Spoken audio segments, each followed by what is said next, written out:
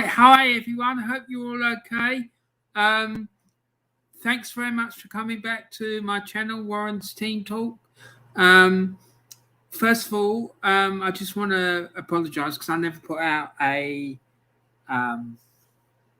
sports news update bulletin this morning.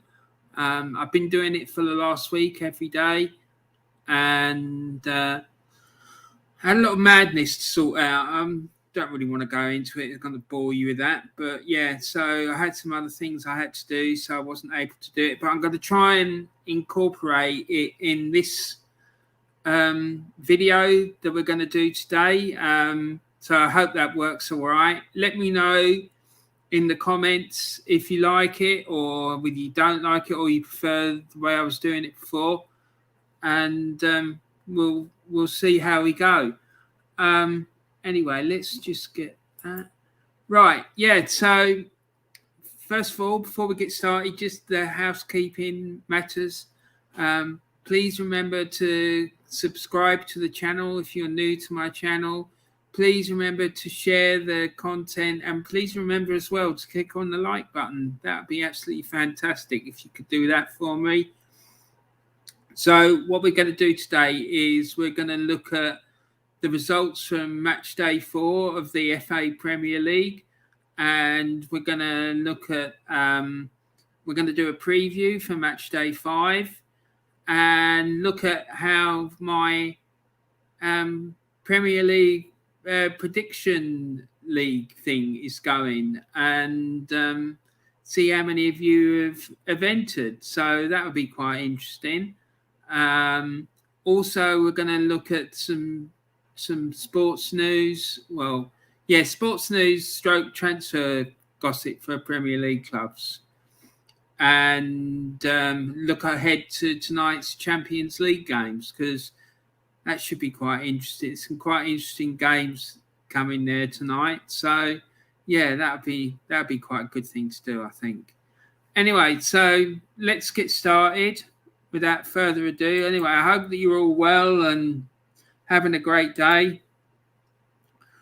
And I hope you enjoy this video. So let's get on with it. So match day 4, the results were that Crystal Palace beat Tottenham Hotspur 3-0 at Selhurst Park. My prediction was that Tottenham would win that game by 2-1. But Patrick Vieira did all the Arsenal supporters, including myself, a massive favour in thumping Tottenham Hotspur 3-0. And I watched the game and they absolutely ripped Tottenham to pieces. There was a sending off in the game, which I thought was thoroughly justified. The guy got 2 yellow cards and he was lucky he didn't get sent off for the first challenge, to be quite honest. So, yeah, I think Tottenham can't really have any complaints about that. They just didn't play particularly well at all. The next game saw Arsenal play Norwich City at the Emirates Stadium. I predicted it would be 0-0 draw, and in fact, Arsenal won the game by 1-0. So from my perspective, it was a much-needed 3 points, and hopefully we can build on that and move forward as a club. I'm not confident they will, obviously, because I've got no confidence in the manager. But yeah, it was a good result and one that was sorely needed. The goal itself, Nicola Pepe, one of my favourite Arsenal players, cut in from the right-hand side and struck a shot that hit the post, came out again. He had another go at a shot and it sort of rebounded back, and it fell into the path of Aubameyang, who scored the goal. Now, up until this morning, I thought it was Arsenal were very lucky not to have the goal disallowed for offside, but I listened to a referee explaining it on a YouTube channel this morning, and it sounds, from what he was saying, it was the right decision was made. But in the build-up to the goal, there was a suspected handball by Bukayo Saka, which enraged the Norwich City players. I think that's what they were complaining about, not about the fact that it was offside. It was about this handball. So, I thought Norwich were quite unlucky, actually, in the game. I think Arsenal couldn't have had any complaints if Norwich had come away with a point, although Arsenal did create a lot of chances. I have to say, they had 30 attempts on goal, but I think only 8 of them were on target, but it's not bad return. But they need to work on their finishing, that's for sure.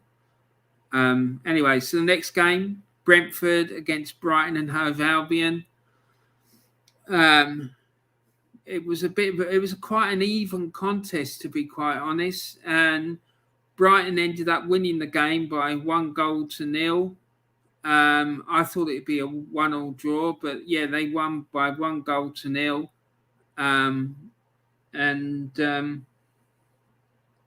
They had chances to score more, but so did both sides had lots of chances, but it was quite an even contest, really. So probably, on reflection, I think Brighton probably just about deserved to win that one. Then Leicester against Man City, I had that down as a 2-2 draw, and Manchester City won the game by 1-0. And in the first half, Man City absolutely battered Leicester. They had them pinned, from what I could see, in their own half for quite a lot of the game, well, quite a lot of the first half anyway. So, I think Manchester City probably deserved to win that one by 1-0, but they could have scored more, to be honest. I've got a comment here from James Dunlop. Hi, James. How are you doing? Glad to see you in here, mate. Yeah, I'm well. Thank you. Nice to see you. Hope you're doing okay. The next game was Manchester United against Newcastle United in Cristiano Ronaldo's second debut for the club, in which he scored 2 goals. And but the pick of the goals in that game for me was the guy from the other Portuguese guy who plays for them, Bruno Fernandes' goal. Manchester United won the game by 4-1. But if you want to see a really good sort of review of that game, go and check out a YouTube channel by a woman by the name of Stunt Peg. She went to the game and she was in the crowd, and the crowd looked like they were going absolutely nuts, and the noise was just unbelievable. James Dunlop's come in again and said, "I'm good, thanks, Warren. Been a good weekend of football." Yeah, it has, mate. There were some interesting games. It was a good one. I enjoyed it, actually, to be quite honest. And then the next set of fixtures are here now. Southampton played West Ham United, and it ended in a 0-0 draw. And it wasn't a particularly great game. Mikel Antonio got sent off for West Ham, which is going to be a bit of a blow for them, to be honest, I think, in the coming weeks. There's not much really else you can say about that game, to be honest. And then Watford played Wolves, and Wolves won that game fairly comfortably by 2-0. And they had lots of chances. They could have scored even more, to be quite frank, in my opinion. Chelsea against Aston Villa. Chelsea won the game by 3-0. And Chelsea, Lukaku scored. I think he scored 2 in this game, if I'm right. And it was a good performance by Chelsea. seeing that game on there also reminds me there was an incident at the Chelsea game involving John McGinn. He suffered some sectarian abuse from the crowd. So, yeah, I just find it quite disappointing, really, and sad that in this day and age, people are still wanting to go to football matches and racially abuse people or dish out sectarian abuse. I've been on the end of it myself, to be quite honest. It's just a bit pathetic and sad, really. But there you go. And the next game, Leeds against Liverpool. And this game, Liverpool won by 3-0, but it was overshadowed by the tragic injury to the young Liverpool player, Harvey Elliott.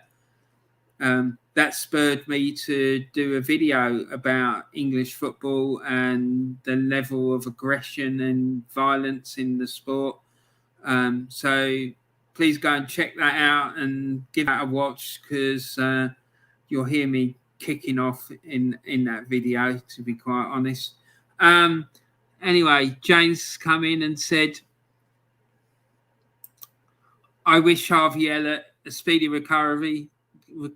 Terrible injury that Liverpool should have had 10 on Sunday. Yeah, mate, you're absolutely right.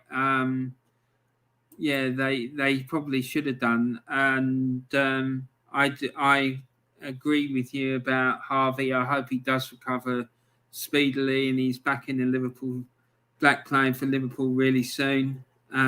It was horrible seeing that. And then the last game of the weekend saw Everton play Burnley at Goodison Park. Was you at the game, James? Did you go to Goodison Park to see Everton play Burnley? I think you remember you saying that you were going. You had a ticket for the game, if I remember, but I can't remember for sure. But anyway, I predicted that Everton would win by 2-0, and they ended up winning by 3-1. So, good night for Everton, and a fairly comfortable victory by the looks of it. Yeah, I caught the highlights of our game. I got home late because I was in Sheffield all day yesterday. What a goal from Townsend and Demarai Gray. What a bargain buy. Yeah, great performance all round from Everton, mate, to be honest, I think. And it looks like Demarai Gray was a good purchase for you. But as I said before, I think the best signing that Everton have made during the summer is Rafa Benitez, his top quality manager. And old school Gunners saying, go on, Warren, your channel's making moves. Come on, you Gunners. Yeah, absolutely, mate. Thank you very much for your comment, old school. Yeah, I'm hoping it is moving, mate. I really do. So let's hope it continues to do that. James has come in and said, we're fourth in the table. End the season now. Yeah, I'm sure you do want it to end now, mate. I'm sure you do.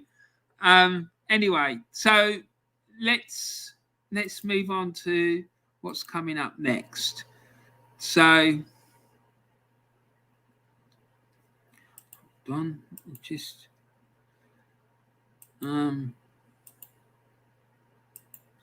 yeah. So this, as a result of the weekend's games, this is the league table, and there's four teams sitting at the top of the table, all on 10 points, which is Manchester United, Chelsea, Liverpool, and Everton. They've all won 3 and drawn 1. And Manchester United, and they've all the top 3 have all got the same goal difference as well. But Manchester United on top on the basis. Excuse me, I'm sorry about that. Manchester United are top on the basis that they scored 11 goals. Chelsea have scored 9 and Liverpool has scored 9, and they've conceded the same amount. So Chelsea are above Liverpool on the basis of the fact that their name starts with a C and Liverpool starts with an L. So, yeah, there you have it. And you can see that Arsenal pulled out of the bottom of the table, and Norwich are now sitting bottom of the table. And Burnley and Newcastle are also in the relegation zone. So I'm sure that Burnley are going to be really fired up for when Arsenal come to town. So this is the prediction table. So what I mean by the prediction table, you remember I kept going on about this game that I wanted to bring in for everyone who watches my channel, that they can get involved in if they want to. Well, this is the table after 2 rounds, and we've got, and this is the game that is based on people getting points based on the predictions they make for the matches. So James has just come in with a comment. I fear for Newcastle this season with the way they are going. Yeah, I do, mate, and I'm not convinced about Steve Bruce either as a manager. That woman I told you about, who's got the YouTube channel, who did that video about the Manchester United Newcastle game, where she went to the match, called Stump Peg. She said that Newcastle were playing a 9-1 formation. Can you believe that? 9 defenders and 1 player up front. I mean, that's just madness. How the hell do you expect to get anything out of game of football other than a draw, a stale 0-0 draw, if you put 9 men behind them or 10 men behind the ball? It's just mad. Absolutely bonkers. So back to the prediction table. So after 2 rounds, James Dunlop, you're sitting top of it, mate. You've got 23 points. You've got 1 result exactly right, which give you 5 points. You've got 6 2-points, 2-pointers, and you've got 6 1-pointer. And you got 7 predictions completely wrong, which gave you a total of 23 points. Me, I'm sitting bottom of the table on 12 points, no 5 points, 3 2 points, and 6 1 point predictions, giving me a total of 12. And my mate Mick, he has got 2 5-point totals, and he's got 1 2-point game and 5 1-point games, giving him a total of 17. So yeah, James, you've had a really good start, mate. You're sitting proudly top of the table. I'm going to have to up my game if I want to get back into my own prediction league challenge, I think. Anyway, so let's see what happens. So, my predictions for match day 5. Got Newcastle against Leeds United. And I think Leeds are going to win that game, possibly by 2-1. Wolves against Brentford. I think that will possibly be a draw. After that, I think Wolves might just edge it. I'm not 100% sure. Burnley against Arsenal. I think Burnley will win that game by 1-0. I think Arsenal are the perfect team for Burnley to play against, given the fact that the way that Burnley play and the way that Arsenal crumble when they come up against a team that plays have got a really physical approach. And James has come in with some comments. Steve Bruce gives 4 players 4 days off and he went on holiday. What the hell? Well, yeah, there you go. I mean, what else can you say about it? It's a bit pathetic, really, isn't it? Yeah, because I like Newcastle. I like people from Newcastle, and I like used to like the club, especially when Kevin Keegan was there. But him and that clown who owns it, that Mike Ashley, they're just killing the club. And James has come in and said Newcastle 0, Leeds United 2. Yeah, and the other thing is, guys, that game's on a Friday night as well. So that would be an interesting one. And then finally, James is saying Wolves 1, Brentford 1, Burnley 1, Arsenal 1. You think we're going to get a point, James? You're very optimistic, mate. You sure that Terry hasn't got your login details? Oh my goodness. Only joking, mate. Anyway, so the next game, Liverpool against Crystal Palace. I was very, very impressed with Crystal Palace against Tottenham. But I was also really impressed with Liverpool at Ellen Road. I think they destroyed Leeds. And I think they'll have too much for Palace in this game. So I'm tipping them to win by 2-1. And then James has said, laugh out loud, Warren. Ha, ha, ha. Yes. Thank you, mate. And then the last game of the weekend sees Manchester City play Southampton. And I think that Manchester City will win that game by 4-0. So, yeah, anyone else in the chat, please put your predictions in and I'll make sure that you get them. I'll record them for this week's matches. So, yeah, there. What's next?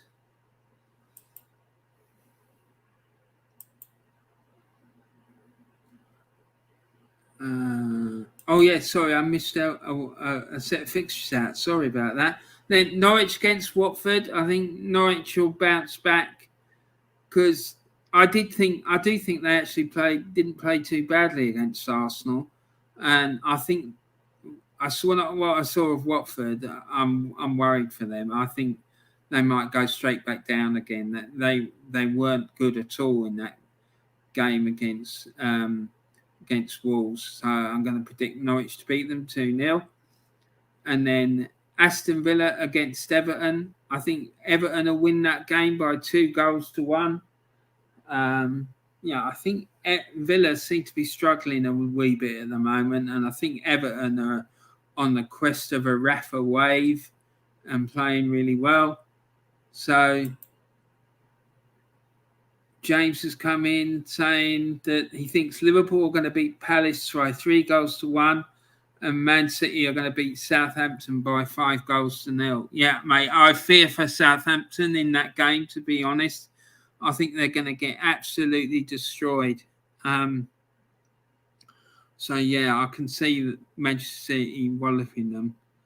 And then James has said Norwich 1, Watford 1, Villa 2, Everton 2. Yeah, I could see that happening, but I think you're going to beat Villa, mate. I really do. I think you'll beat them quite easily, to be frank.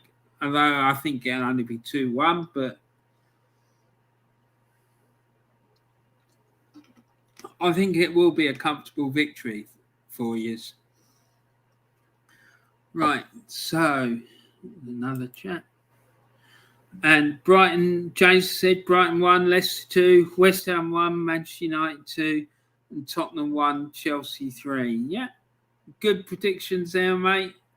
I could see all those happening. So thanks for that, James.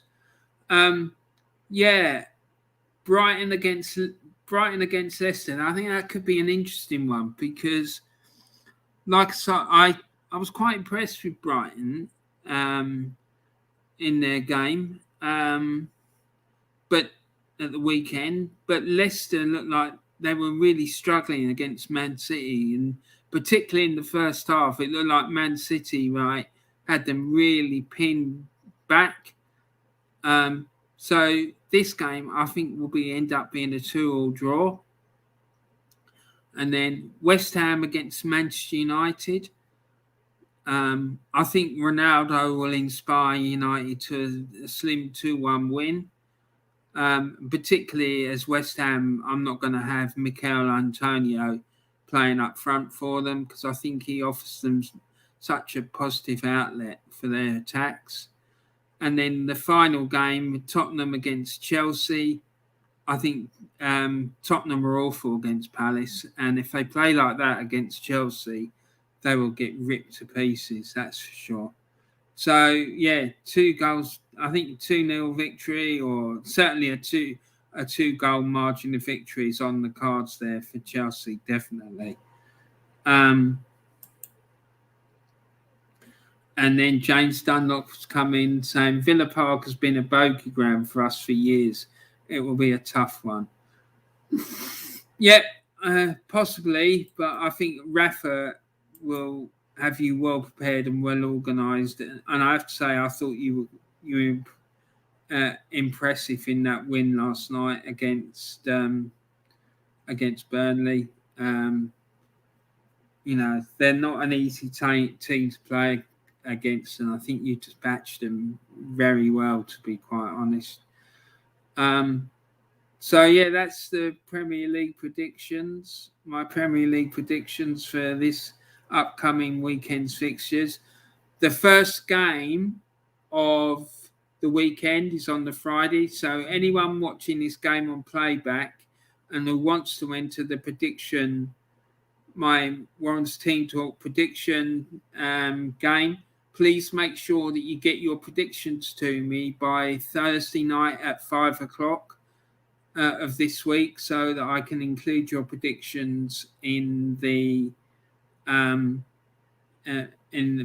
with the rest of the predictions that I'm going to receive, hopefully. Anyway, so let's move on. And just a reminder about how the prediction thing works. So if you predict Arsenal, say, to beat Liverpool by 1-0, and the game is a 1-0 victory for Arsenal, you'll get 5 points. If you predict Manchester United, if Manchester United and Chelsea are playing, and you predict Chelsea to win by 2-1, and Chelsea win by 1-0, i.e., that you predict the right result, and you get the margin of victory slightly wrong, i.e., that you say it's 1-0 rather than 2-1, and they've won by 1 goal, and you predicted that, then you get 2 points.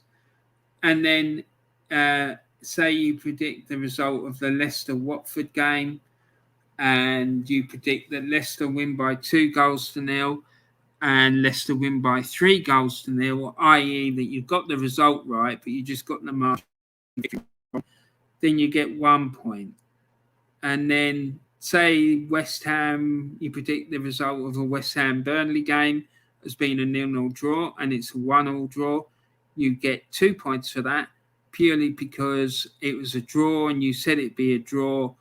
It's just that the scoreline you got was incorrect, being that you predicted 0-0 and it ended up being 1-0. And then finally, if there's a game between Norwich and Aston Villa, and you predicted Norwich to win by 2-0, and actually it was a 1-1 draw, you don't get any points for that. So I hope that's all clear. And this weekend fixtures are here. And then, like I say, the first game is on Friday, an 8 p.m. kickoff between Newcastle United and Leeds United. And then the final game of the weekend is on Sunday at 4:30 between Tottenham and Chelsea.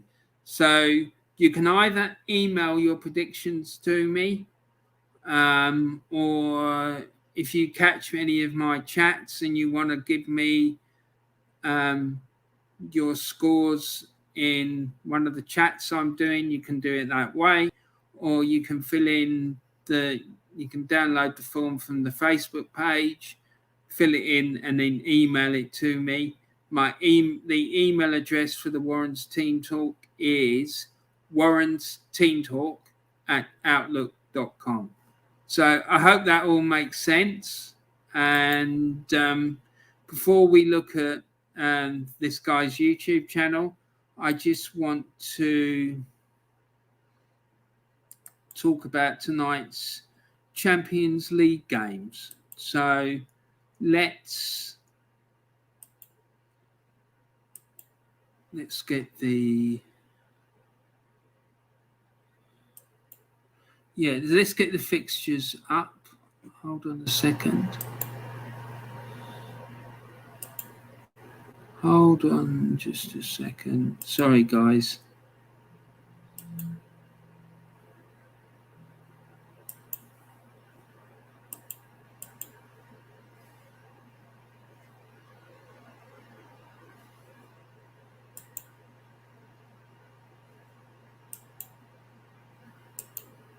Right.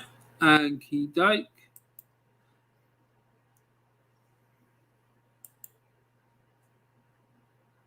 So here we go.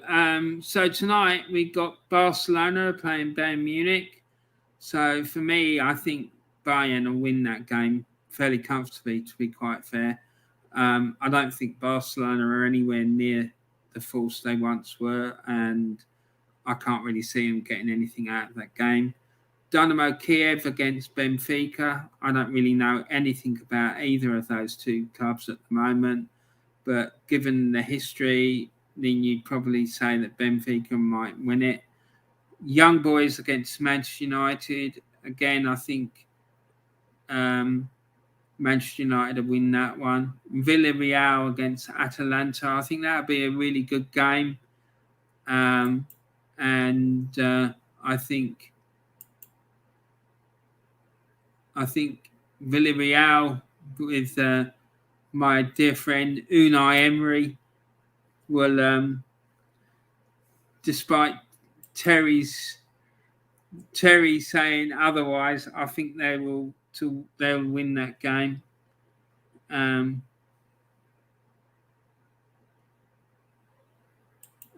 got a couple of chats here from James. I'm guessing Terry will do the Burnley watch along. You ready to educate him, Warren? I'm gonna try, mate. I've been trying like for nearly a year at least, but he just don't want to listen. But I really want to know what he thinks about that Edo interview, because I am not going to let him get off the hook with this one. I want him to explain why. If he says, "Oh, it's fine," don't worry about it, it's this and that, and he starts giving all this BS about why it's all right, then I want him to explain to me why it's acceptable for the chief executive, or not chief exec, the technical director of a football club, to say that he doesn't want to see the club that he's working for not to get even in the top 10. I just don't get that. I just don't think it's acceptable. And I want him to explain to me why he thinks it is, because I think he's going to say, no, it's all right, it's a process and we need to be patient, and that's what he's talking about, and that he didn't really explain it very well and all this crap. That's what I'm fully expecting him to say. And James has said Bayern will destroy Barcelona tonight, and then I can probably guess Terry will score Atalanta against Villarreal. Laugh out loud. Of course he will. He hates Unai Emery, and I just don't get it. I don't think he did that badly at Arsenal. I really don't. Yeah, it went a bit tits up at the end, but listen, we finished fourth. We're 1 point off top four, and he got us to a Europa League final. The first European final we got to in over 20 odd years. Yeah, we got embarrassed in the final, but has Arteta even remotely looked like achieving anything like that? No, he hasn't. So I just can't wait to see. I can't wait to see what Terry's excuses will be about that interview. And then Sevilla against FC Red Bull Salzburg. I think Sevilla will win that game. And Lille against Wolfsburg. I really don't know anything about those two clubs. So, again, I don't really know. Chelsea against Zenit St. Petersburg. I expect Chelsea to win that game comfortably. And Malmo against Juventus. Again, I expect Juventus to win that one as well. And then, yeah, so that's that, guys. So, yeah, finally, let's just go and have a look at some transfer gossip, shall we? Let's see who's been sniffing around who. I think that would be a fairly interesting thing to do. So, let's...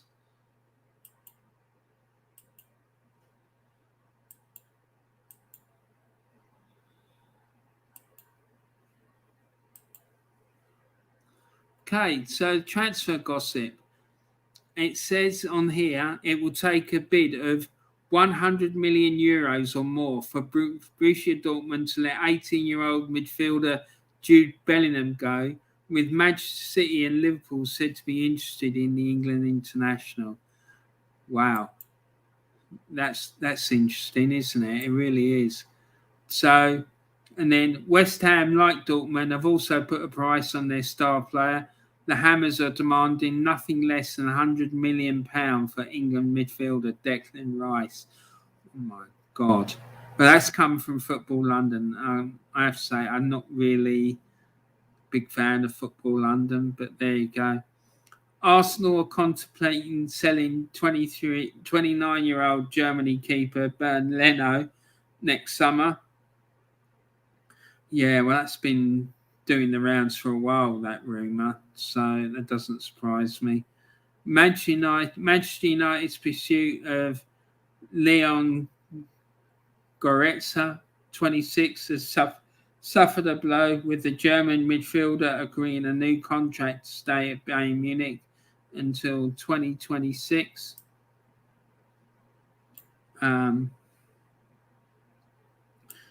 And we've got Imperative Views. Hey, Warren. Hello, mate. How are you? Nice to see you. I hope you're doing okay. Thanks for coming in and to my chat. We're just looking at some transfer gossip. We just looked at Manchester United have had a bit of a setback in their attempts to get Leon Goretzka from Bayern Munich. It looks like he might have signed a new contract with them. So, I'm sure they're not going to be too happy about that. But then Real Madrid are saying they can afford to sign Paris Saint-Germain and France forward Kylian Mbappe, plus Borussia Dortmund's 21-year-old Norway striker Erling Haaland next summer, says La Liga president Javier Tebas. So that surprises me, given I thought they were in financial trouble, to be honest, but there you go. And I'm doing... Imperative View says, I'm doing great. What about you? Yeah, I'm good, man. I'm good. Enjoying doing this stream and chatting to you guys. So it's always great talking to you lot. Chelsea are preparing to offer 22-year-old England midfielder Mason Mount a new contract, which would see his wages increase to around £150,000 a week. Wow. Manchester United's former England under-21 defender Axel Tuanzebe wants to make his loan spell at Aston Villa a permanent move. Yeah, they've got players on loan all over the place, haven't they? Bayern Munich are working on signing Germany striker Timo Werner from Chelsea. Yeah, I spoke about that one the other day. France midfielder Paul Pogba, who has been heavily linked to Paris Saint-Germain and Real Madrid, is leaning towards extending his stay at Manchester United after Cristiano Ronaldo's return to Old Trafford. Yeah, that doesn't surprise me at all. Maybe now that Ronaldo's there, his performances might improve. Leicester City have taken an interest in Manchester United's 28 28-year-old England midfielder Jesse Lingard. Yeah, I think if Jesse Lingard wants regular first-team football, I think he's going to end up having to leave Old Trafford because I don't think he's going to get it at Manchester United.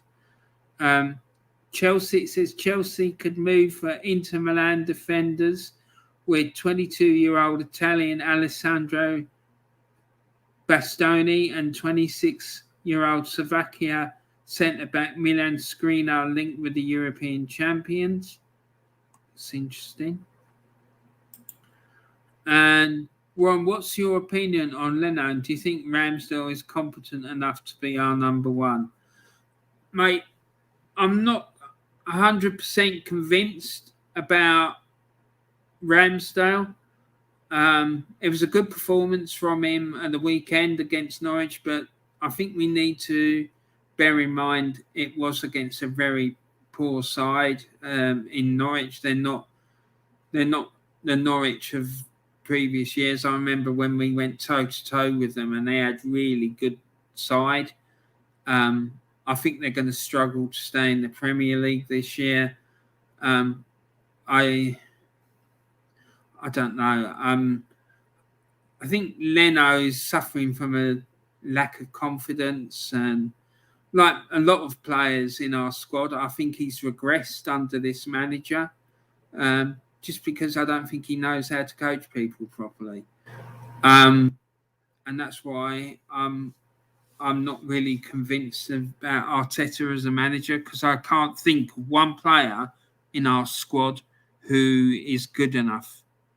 Not good enough. One player who has improved under his stewardship. So, to answer your question, I think Leno will be sold, and the thing is, I think it goes back to this thing at the beginning of last season when they sold Emi Martinez. I don't think they should have sold him. I think he was a much better keeper, and I think Leno, the same as a lot of players in the squad, are regressing under this coach. And I think that Ramsdale will probably do the same. So, yeah, I don't think it's a question about... I think the question should be more focused on the manager and the way he's coaching our players, because it's a common theme that's spreading across the whole squad. They all seem to be regressing as far as I'm concerned. So I think Ramsdale's got good potential, but he needs a proper a coach who knows what they're doing. The same for Leno. I think if we had a decent coach, then I think players wouldn't be regressing the way they are. So yeah, that's my opinion on the Leno Ramsdale situation. It also says here that Chelsea could make a move for Inter Milan. Oh yeah, we already looked at that one. Tottenham have put an offer on the table for AC Milan midfielder Frank Kessie. Yeah, we spoke about him. I spoke about him yesterday in my sports news bulletin. Although it's not clear whether Spurs will make a move in January or wait to sign the Ivorian on a free transfer next summer. Spurs' hopes, however, will have taken the blow as the Italian club are confident that Kessie will remain at the San Siro beyond this season. Former Bayern Munich player Karl-Heinz Rummenigge says no club in the Bundesliga will be able to afford Borussia Dortmund and Norway striker Erling Braut Haaland because of the high salary the 21-year-old could command. I don't know.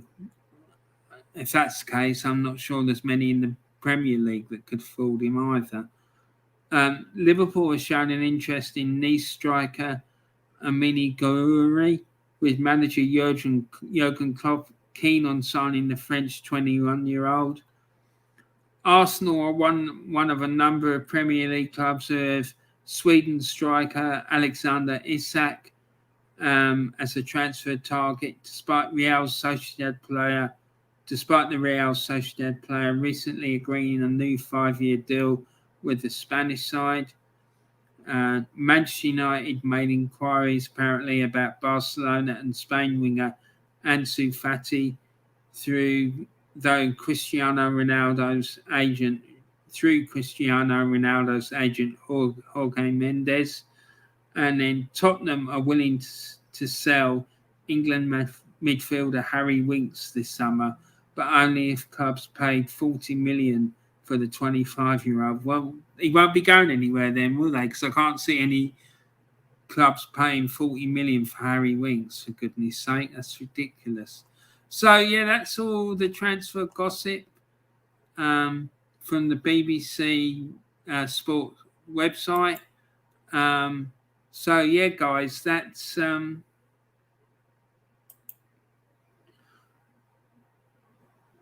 yeah, I've already read that one.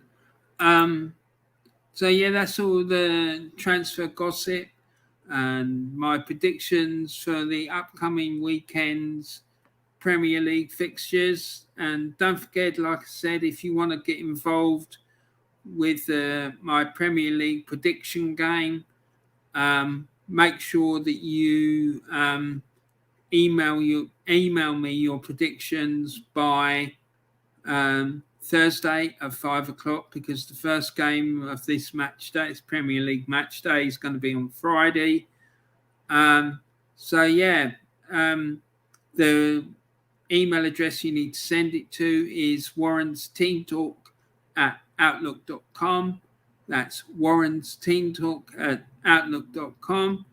I'm going to put the information about this in the description of this video, and I'm going to try and do some more videos this week. And if you see me on any of those videos and you've got any questions or whatnot, you can ask me in the chat for that, or you can email me any questions and I will answer them for you.